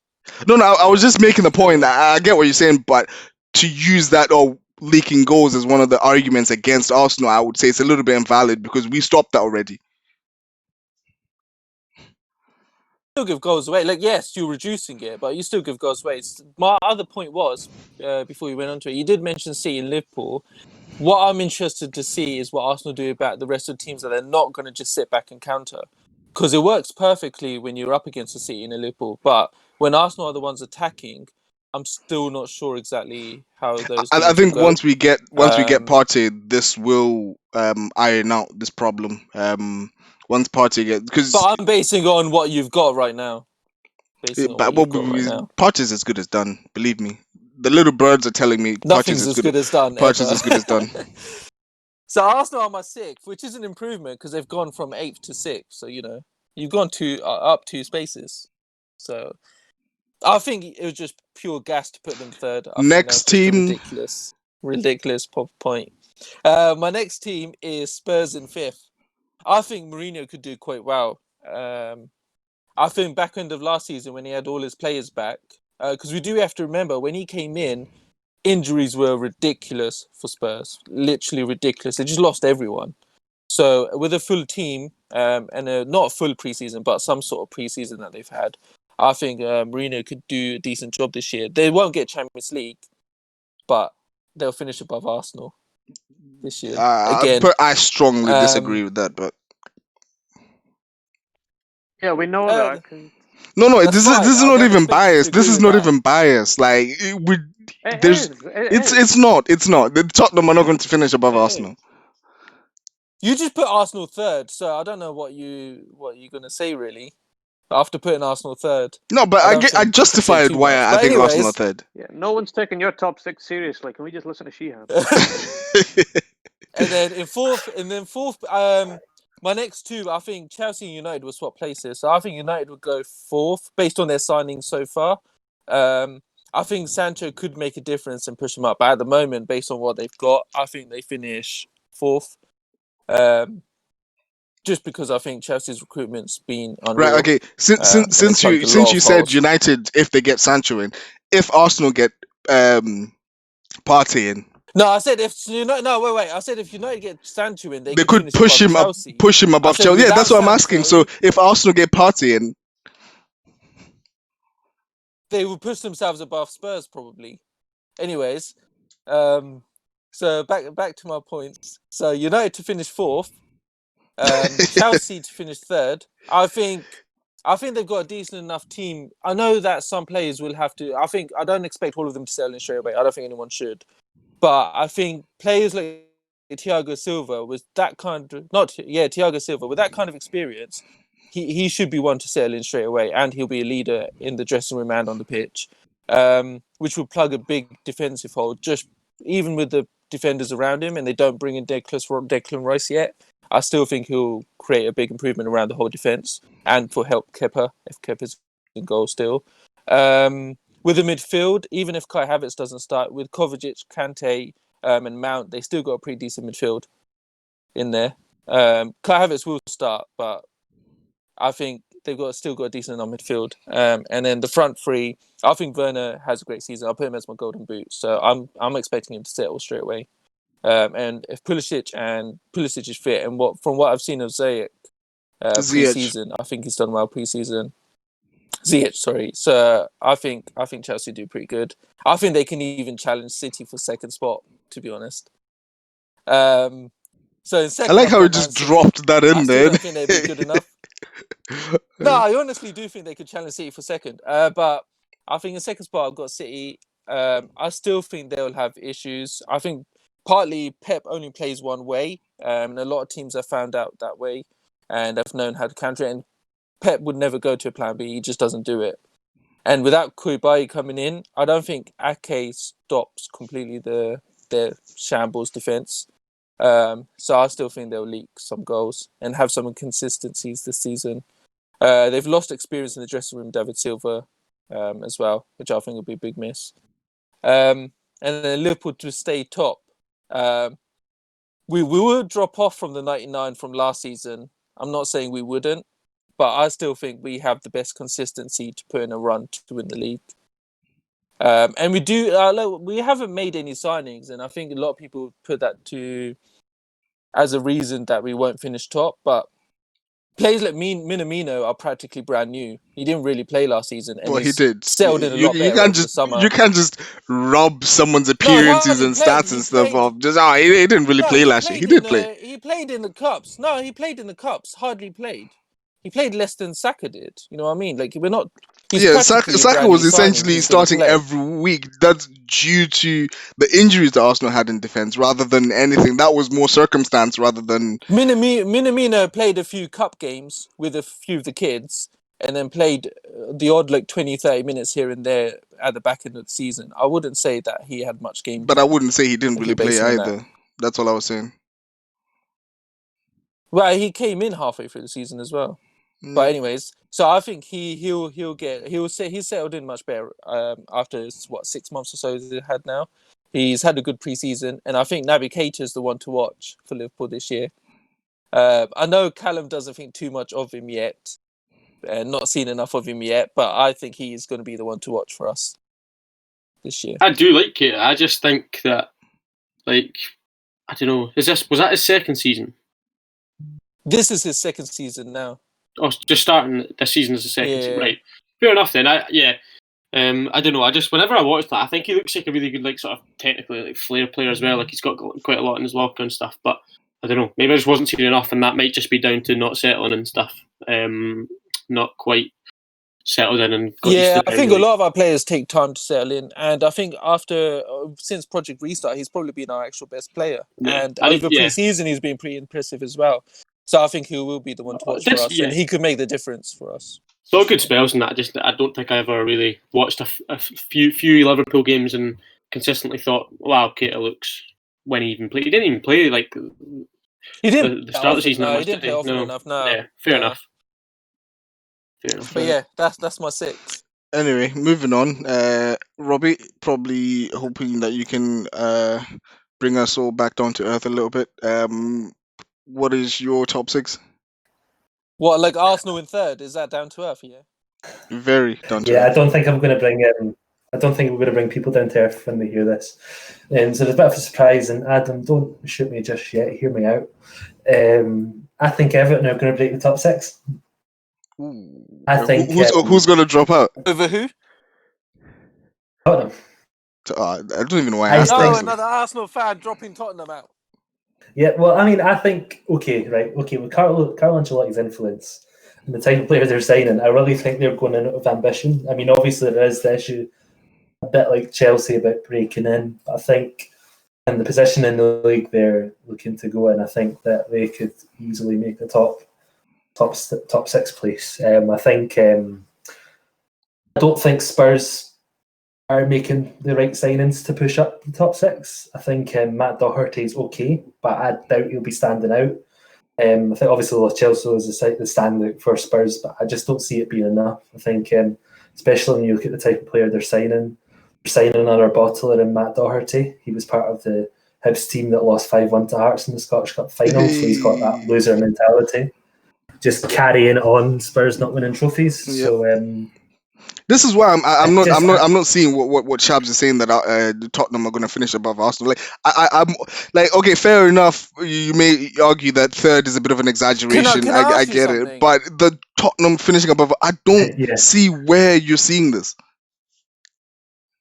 Can I ask you something? You had a go at me about mentioning the Golden Glove in Copa America, but you're fine with Robbie mentioning the Scottish Cup. No, that's about the player's mentality. Yeah, he's talking about the player's mentality. You just dropped in. But doesn't that say a lot about Alisson, that he goes away in international duty and still wins the Golden Glove? No.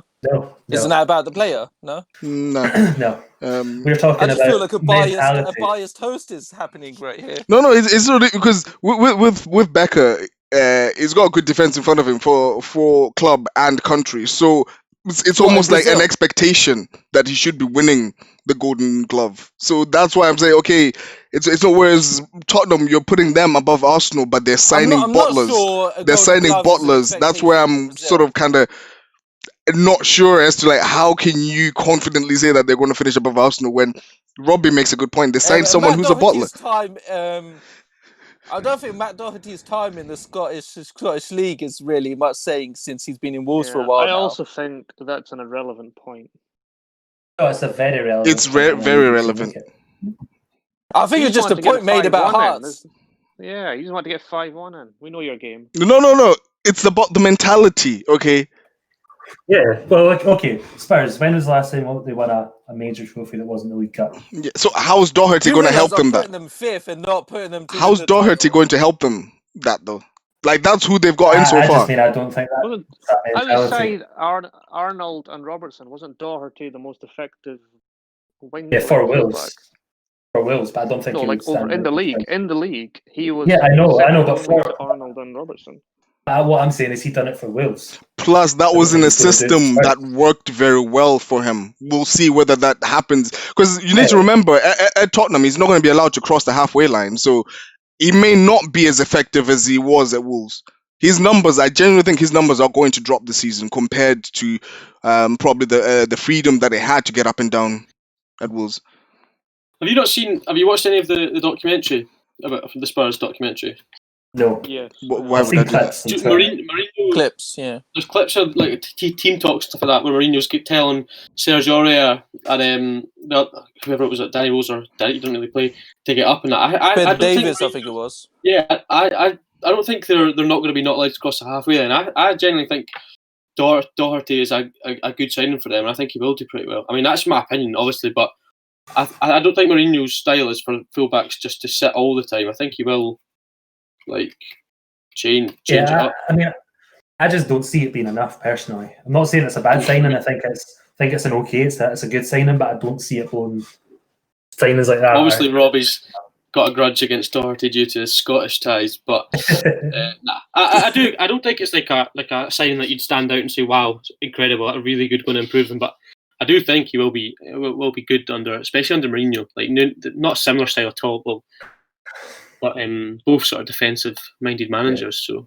I'm gonna go up the table anyway. So I think you'll see a battle between 4th and 5th, in my opinion, between Arsenal and Man United. I think Man United probably clinch 4th and Arsenal in 5th, but I think it'll be a good battle.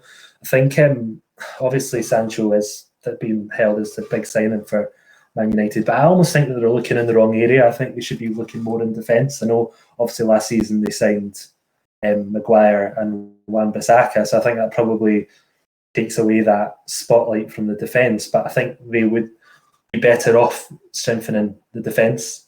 Obviously they've got Fernandes and Pogba there, two brilliant players, and then obviously they've got good striker in Martial, they've got Rashford there, but and Greenwood obviously coming through. So I think we'd be better off looking at the defence. But what if they get their left back? Is it Regulon? Regulon. Yeah, Regulon. Regulon. Yeah. What's I don't know enough about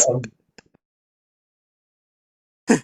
He seems a decent player, so yeah, it seems a decent player, but I think that would help them. But I would be more, if I was a Man United fan, I would put more focus on the defence. But again, when you've just invested so much money in Wan-Bissaka and Maguire, I can see why they're not. But I think as a team, looking at it purely based on players, I think we'd be better off investing there. And obviously, Arsenal, you'd like to see Partey come in. I think the midfield is the next focusing point for Arsenal. I think if they get a solid midfield in place, if they get the money freed up from Bellerin, I could see them making a challenge for 4th. But at the moment, I would say Man United taking 4th. Moving into 3rd, I think Chelsea. I think with the signings they've got, I know I'm expecting them to take time to gel in, but the improvement I'm expecting to see next season isn't 4th to 3rd. I'm expecting to see 3rd into the challenging City and City and Liverpool next season. I think with the signings they've got, they can cement a 3rd place fairly easily if everything goes as planned. Obviously, you might have a flop. It always happens, no matter what team you're in. These flops can happen, but I don't see it happening with him, to be honest. I think City will still finish 2nd. I think Liverpool will win the league, mainly because they've still got the best team, and it's the best team, not individual, but the best team. I think obviously City have signed Nathan Ake. I think that's a great addition. But I think with Koulibaly would help them in defence, and I think that would help push them further up the table, to get closer to Liverpool, and expect them to challenge. But I don't see them quite beating Liverpool's consistency just yet. Although I would want Liverpool, if I was a Liverpool fan, to big up, make some signings, strengthen up, get some more strength and depth. I think that's where City have got the advantage. Yeah, I'm actually quite excited to see Ferran Torres in the Premier League. Obviously, got his goal for Spain in an international break there. I don't know if you guys have seen much of him, but I'm quite looking forward to see what he can actually do in the Premier League. I think that goal for Spain must give him confidence. Yeah, completely agree. In terms of Ferran Torres, disagree with everything else. Calum, moving on to you. Moving on to you. So in sixth, I went with Wolves instead of Spurs. I don't know if that's sort of you're frowning on me or for that decision or not. That's it, Shihab. I just feel I'm surprised. I'm surprised Adam's okay with that, considering they've lost the best fullback in the world at Mahat Doherty. Oh, the third best in the league. Sorry, third best. I don't know. I just think Wolves, like, another season gone with Nuno, and I mean they've got rid of Doherty, and I don't think they've had quite a few outgoings. I looked at it earlier on, but I don't think any other ones look like that significant. And then they've brought in a couple of players. I don't really know much about them. That young Portuguese striker, 35 million or something like that. But I don't know. I wasn't really basing them coming sixth off who they've brought in or got let go. I just think that they're always quite a hard team to beat, and like they're well set up and stuff. And it was between them and Spurs, but I just think, I don't know. I just think Wolves might edge it. In fifth, I went with Arsenal. Same as Robbie, I think it could be a battle between fourth between United and Arsenal. I don't want to go off like who could bring in. So like if Arsenal bring in Partey and United bring in, say, Reguilon and Sancho, I'm not going to base it off that. Like I'm saying, current squads, I think United would get fourth and Arsenal would get fifth. But I do think if you wanted to look at it like that, if Arsenal brought in Partey or and United brought in either Sancho or Reguilon, I don't know. It'd be tighter in my opinion, but I don't know. I'm just going to go with Arsenal fifth, United fourth. Chelsea, I'd like to go and get third this season. I know I do agree that we're not going to hit the ground running, all players, full team, but I do still think that strengthening the defence with two good players, we'll get a goalkeeper. Midfield's already pretty strong regardless, and then our attack's completely revamped. Like the amount of chances that on paper that attack's going to create with the quality as well. But third, I think Chelsea fans might say you just want top four again and some maybe improvements, but if you're not hitting third, you will sort of be a bit salty about it, a bit annoyed. You would want third in a trophy, like FA Cup, Carling Cup, or something. But if we didn't get a trophy and we got third behind the top two, that is still impressive. But like, not like a huge gap, but like sort of we pulled away from maybe fourth a bit more than just the usual. Well, last season was the same points. If we could be third and be, say, 6-7 points ahead of fourth, or like even maybe a bit more than that, maybe 9 points or something, I think that would be quite good. Obviously, a trophy would be amazing as well, but improvement and finishing third, I'd still take that. Second, though, I went Liverpool. I just think, I don't know. I think I agree with Robbie saying Liverpool are their consistency, and as a team, it's amazing to see something like the sort of levels they play for each other and stuff like that. And they play, I don't know. I just think as a squad they're brilliant, or as a team. Sorry, I don't think as a squad they're that good. Having Origi to come off the bench. But by saying, just to, I suppose, opening it to you and Robbie, by saying consistency, I get it. But would you not then, I suppose, if you're just basing it purely off last season, yes, but over the last number of years, would you not argue that City has been the most consistent team in the Premier League? Yeah, I agree. I'm just saying, from last season, Liverpool were so consistent in terms of they'd win the games at the if they needed the last goal in the last 5 minutes. They were the team last season that would pop up and get that goal, and they just always seemed to do it. And I just feel like that's what I mean by consistency. They just always got points, and like rarely you'd see them go to, I think, who was the first team to beat them? Watford, maybe. Like that was the first game where you turned and thought, oh shit. I mean, there were quite a few that you kind of escaped. I think we sort of throughout the season, Shabs and I had this, we were sort of constantly talking. There were a couple. Sheffield is one that's sort of coming into my head right now, where they were very fortunate to get away with all 3 points that game. But I do get what you're saying. There were quite a few. I do feel, but then again, to win the league, you do need a couple of games where you have a bit of luck. Yeah, VAR for Liverpool was a big talking point as well. I mean, I think to answer you, Tinashe, when you opened up to me as well, I think in terms of Liverpool with the consistency, what I more meant was where they were last season and then where they're at the moment. And I think you need to remember that Liverpool the strength hasn't went away. They've not like decreased in strength. They've stayed where they are at the moment. Obviously, if they bring in Thiago, it'd be a huge advantage. But I think because of the way that other teams move around them, so you've got City obviously bringing in Ake, Fernan Torres, and then Koulibaly potentially, everyone thinks, then Liverpool, they need to go and buy players. I mean, they do. I think they need to strengthen depth.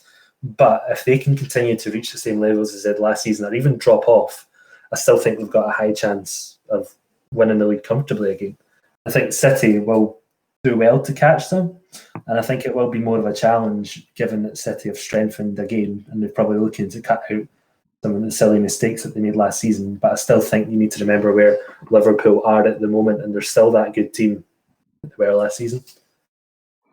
No, that's fair. That's fair. I guess the reason why I was asking is a lot of cities, especially looking at their back four, was a bit of a band-aid work, sort of putting Fernandinho in. Whereas if you're putting a natural centre back, in that position to play that position, which then begs to differ why they didn't play Stones there, but probably just surplus to requirement. But yeah, I suppose that's where I kind of felt like City dropped a lot of points, where their defense was a bit makeshift.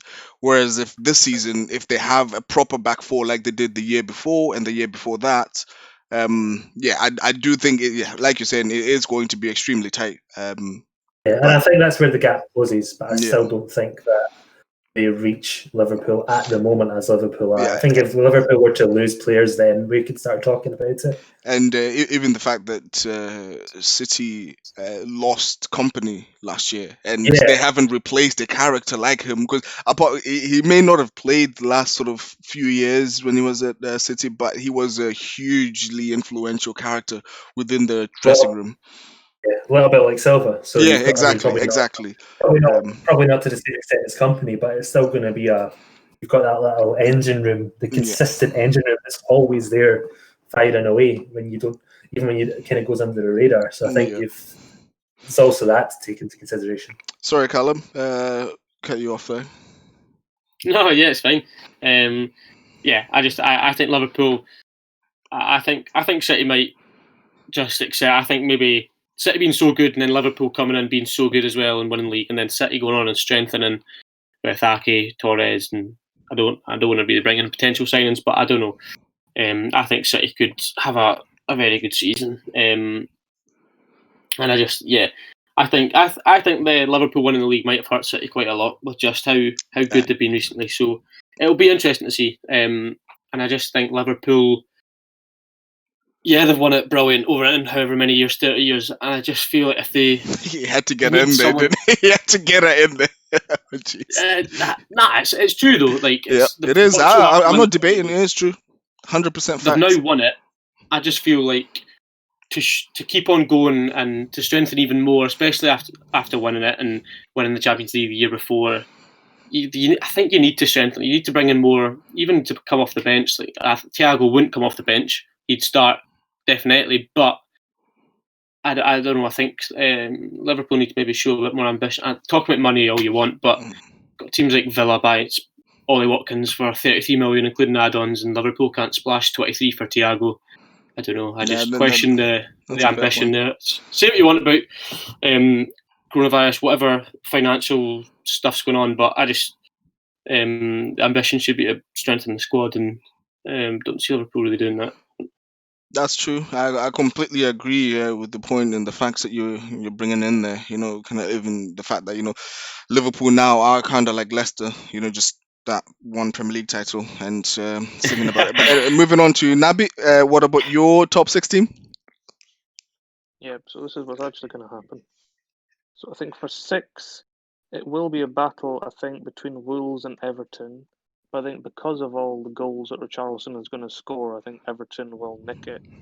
For Right. 5th, I'm not even. I don't even want to, because I already know the answer. But I'm gonna ask anyway, because the listeners will want to know who will be dropping out. of the top 6, Yeah. Sheffield United.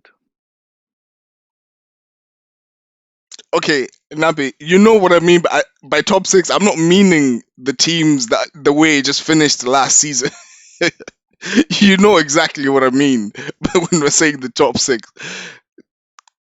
Well, I think we'll come to that when I finish my top 6. Yeah, Sheffield United were finished 9th anyway. So. Yeah. So where was I? Everton 6, Tottenham 5th. I think they will improve. They've got Son. Son's one of the best players in the league. He'll get them up there. I think that I don't think their centre back pairing is strong enough yet, and they've not replaced Eriksen's influence and creativity that he had, which it will cost. Even though they do have Son, a great player, but yeah, I think they'll get 5th. Have gone for Chelsea 4th. They could easily get 3rd. I think they will have that kind of bedding in time, and I think they will shift. Their priority will shift for a trophy. I think they'll get their eyes on a trophy, and I think that might distract them from the league a bit. I think they still will have a good season. I have gone for United 3rd. I mean, post lockdown they were unbeaten. If they get themselves a competent goalie in place, make the signings that they're Sorry, just to clarify. expected to make. Oh, sorry. You said post, not pre. Sorry, continue. Yeah, listen. Post lockdown unbeaten. So yeah, I think they can nick 3rd, especially with a proper goalkeeper in place, which will make up for any slight defensive shortfall. Which you don't look like you'll be getting anytime soon. What, the goalkeeper? Yeah. I'm not sure, but I've not sort of seen any rumors or anything in regards to United signing a goalkeeper, because at the moment you currently still have the second worst goalkeeper behind Kepa in De Gea. So if you They were have to keep him, Henderson. If Henderson plays, he'll be that competent keeper, but I'm just not sure if he'll play Henderson over De Gea. fair. And then top 2, I've gone between them both. But I guess with the signings element, I think is a factor. But also, I don't know if the motivation will be the same for Liverpool. That's what I'm interested to see. If they can motivate themselves the same. City will probably have that motivation. So I have gone for City nicking ahead of Liverpool. But it'll be a close one. One thing I'll also add, I think I mentioned in the group chat that I think will be a huge factor against Liverpool, is Liverpool. They feed off the crowd a lot compared to City. City don't feed off the crowd really. It's What crowd? cricket That's the ball, question. bowling alley in there.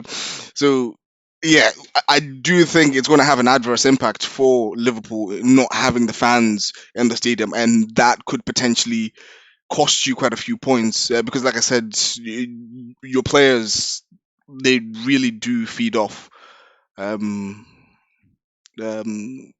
fans at Anfield. But yeah, I do think that will I be. mean, I think Calum can definitely vouch for the fans, the atmosphere at the Etihad, because he was there to witness Chelsea get beat 6-0 from Man City. So I think Calum can definitely vouch. Yeah, that's what I'm saying. Like, I generally think it won't. I don't think it will impact City as much, but it definitely will impact Liverpool quite a bit. I think that's the point about the motivation is quite good though as well. Like, obviously Liverpool were like pushing to get this. I'm not bringing it up again to have a go, but the first Prem title, like that's a big thing, and the fans wanted it like so much, and that's when obviously you look at the fans again, like how much they want the team to get it. And I don't know. I think now they've got it. I don't think they will like intentionally not be motivated to win their games and stuff, but like in the back of their head, they've won one, and it might just slightly. Who knows? It might slightly make a difference. It might not, and if it doesn't, fair play. That's like shows the mentality that team's got. Also, just to add on that as well, like I kind of think that one thing we kind of had this. Sorry, Robbie. We kind of had this discussion with Shabs earlier, not today, a couple of weeks ago, I think. When I was saying to him, like, I kind of feel like the cycle for Liverpool's team is also coming to an end. Because, you know, each team that kind of dominates the Premier League, you have that cycle for about 3 years where you're continuously sort of dominant. Whereas it almost feels like Liverpool won the league towards the tail end of their dominance. Because you could have made an argument of the last 2 seasons, not including the one that just gone. They could have easily won the league any other time if City wasn't the animal that it is currently. But yeah, I do feel, because like you're saying, some of them are, you know, at that sort of 29, 30 age, which I suppose players do play a lot longer, last a lot longer with the advancement in sports science and that. But I do feel it will still have a huge impact, and like Cal and Nabi said, the motivation as well. But getting back to you, Nabi, you said you were going to explain, because you wouldn't sort of disclose who's dropping out. Did I say I was going to explain? I said it was going to be clear. I don't think there was an explanation needed. Oh, yeah, fair enough. I mean, yours is completely bonkers to say the least, but such is football, right? So as we're sort of winding down now, we'll start with you, Nabi. If you can please give us your no, actually, sorry. I'll kick off only because I feel like quite a lot of people had this team down as their surprise team. I'm gonna go for Leeds. Uh, yeah, essentially because to be fair, even the signings that they're making, the manager that they have as well, the style of football that they play as well. I think it will be one of those that it's going to sort of take the Premier League by storm, especially some of the smaller teams, even the bigger teams as well. I do think that they could genuinely sort of struggle being pressed that high and that hard by a smaller team, because generally, you know, your Arsenals, Liverpools, and Cities, they generally tend to sort of experience teams sitting back when they're playing against them. Whereas I feel Liverpool Are you sure? Leeds You put will. Arsenal in that one, yeah? Yeah. Oh, sorry, did I forget Chelsea as well? Sorry, Alright. sorry, Chelsea are in there as well. But yeah, I do feel like the bigger teams will sort of struggle with the smaller teams sort of pressing them that highly. So that's my surprise team of the year. Nabi, if you could please let us know your surprise team of the year and why. Well, I've mentioned Everton, but I'm gonna say Southampton, because I do really like their manager. I think they could make a push, definitely top half, maybe even top 6. Give them some hard games. I think Southampton will be a surprise. I think they'll do really well this season. So you've got Everton, Wolves, and Southampton before you've got Arsenal in the top 6, and we're deluded, Robbie. To be fair, what you should do, right? You should listen to. Was it last? No, the last pod was the transfer. There's a pod before that, where Nabi, his positioning is purely based on his hatred for Arsenal. But anyway, I get that impression. Yeah, not to linger on that, Calum, if you could please let us know what your surprise team of the year.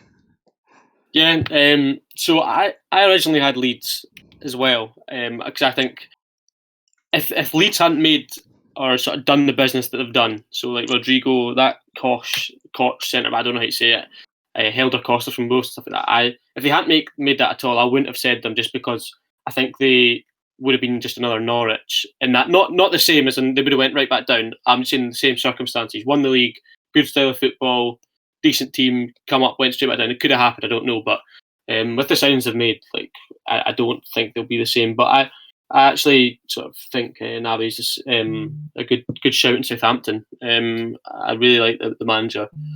And last season, tail end of the season, they looked like excellent. So I'm not saying they're going to push whatever top 6 Europe or that. Who knows? They might get a wee Europa League spot. But yeah, I think Southampton might be a good team to watch next season and kick on a wee bit maybe. Yeah, that is fair. I do like the manager. And it wasn't that him and Klopp both trained to be managers at the same time, at the same center or something like that. I can't remember. I could be completely making that up, but go to the same hairdresser and everything. They look like bloody twins. They yeah. wear the same tracksuit type things. Everything they look like. The only thing is that the Doesn't- Southampton manager doesn't have the dentures that.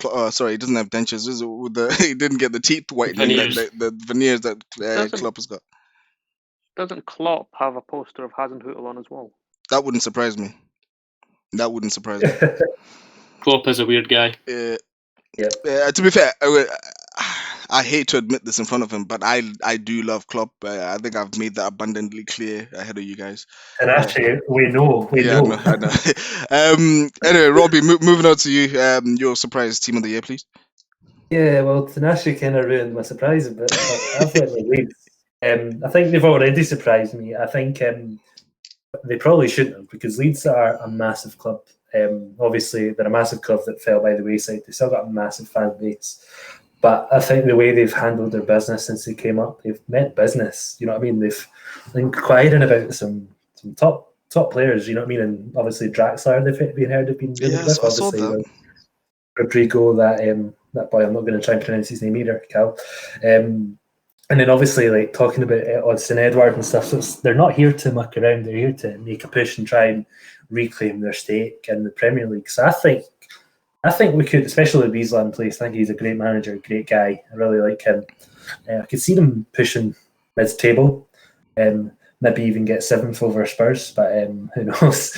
But I think but I do like that shout, Southampton, considering the way they turned around last season after that that huge defeat to Leicester. I think it kind of gave them a kick up the backside and they kind of got their act together. And I thought the manager was gone after that, to be fair. Yeah, but credit to him, he's done really well. Yeah. So see what you said, Robbie, when you said the business they're doing, it's incredible. That's possibly the only reason why I never said Leeds for the surprise team of the season, because I don't think it'd surprise me if they'd done well just with the signings that they're looking to make and stuff. Like, it's that the business is that good that, like, do you know what I mean? Like, it genuinely wouldn't surprise me. I get that. I mean, that's the thing. Like, it's almost they've already surprised me the way they've handled it.